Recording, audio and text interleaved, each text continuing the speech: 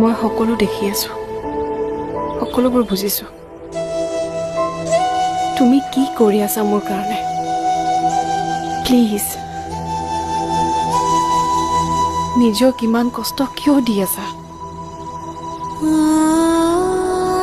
মই তোমাক thank U ক'ব নোৱাৰো ইয়াৰ বাবে। তুমি বহুত ভাল ডিজাৰ্ভ কৰা, কিন্তু তোমাৰ প্ৰতি মোৰ প্ৰেম হ'ব নোৱাৰে। মোক তোমাৰ প্ৰেম নালাগে, কিন্তু তুমি মোক প্লিজ তোমাৰ ওচৰত ৰাখা। মোক মোৰ উশাহৰ পৰা দূৰ নকৰিবা প্লিজ।